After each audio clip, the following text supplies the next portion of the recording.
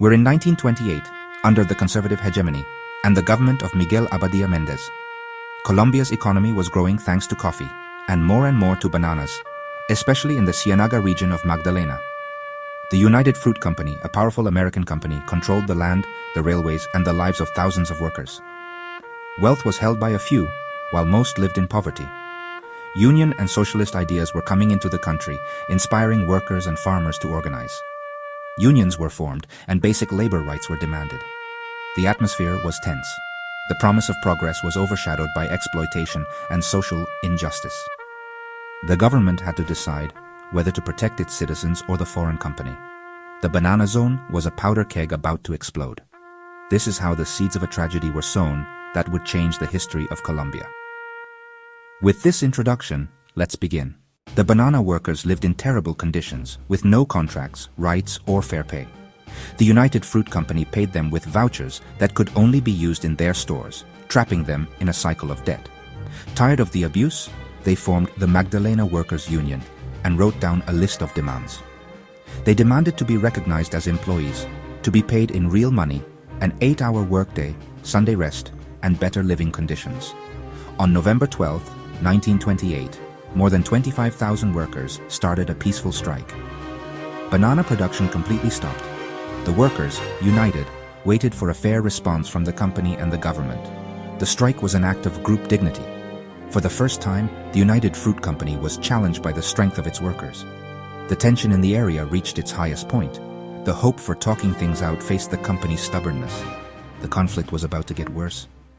History was about to take a sad turn. The United Fruit Company refused to negotiate, calling the strike illegal and accusing the leaders of being communists. They pressured the Colombian government, which was afraid of the United States getting involved if they didn't protect the company's interests. President Abadia Mendez sent the army to the Banana Zone under the command of General Carlos Cortés Vargas. Martial law was declared, which meant rights were suspended and the area was militarized. Meetings were banned and a curfew was put in place. The army was ordered to bring back order no matter what.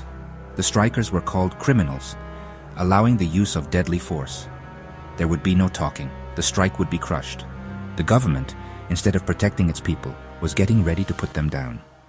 The stage for the massacre was set. On the night of December 5, 1928, thousands of workers and their families gathered in the square of the Ciénaga station, hoping for a talk. Soon after midnight, the army surrounded the square. General Cortés Vargas gave a 5-minute warning to clear out.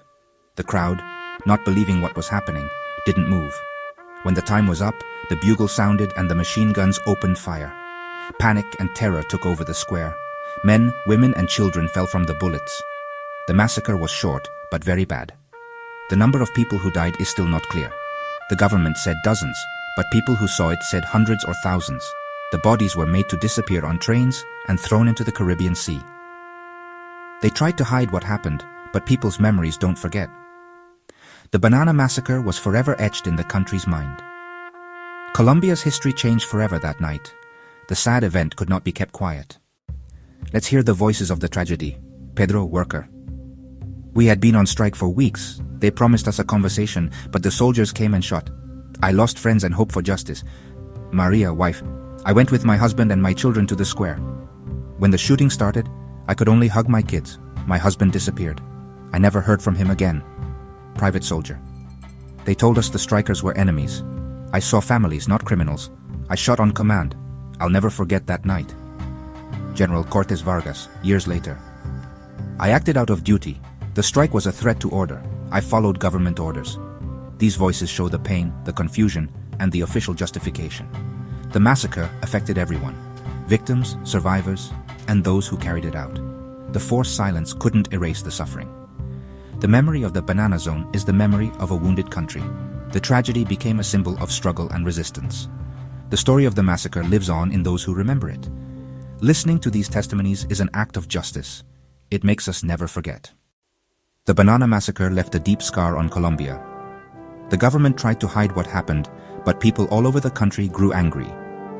The young politician Jorge Eliezer Gaitan spoke out about the massacre in Congress, showing proof and people's stories. Gaitan became a symbol for the people's fight, and the truth came out. The scandal weakened the conservative government and helped the Liberal Party come to power in 1930. The massacre made the worker and union movement stronger, inspiring future generations. It became a key story for the fight for workers' rights. It also made people feel more against foreign powers and want to protect their country's independence. The blood shed in Ciénaga was not for nothing. The tragedy taught us how important it is to protect the worth and rights of people. The memory of the massacre is still a call for justice. Remembering the Banana Massacre is a duty of memory and justice. It teaches us about the fight for dignity and the dangers of giving in to economic power. The massacre was made famous by Gabriel Garcia Marquez in 100 Years of Solitude, bringing the story to the whole world. Literature helped bring out a truth that they tried to hide. Today, the massacre calls us to build a country that is fairer and more independent. Honoring the victims is a promise for the future. Only by remembering can we prevent such a tragedy from happening again. Until our next meeting with history.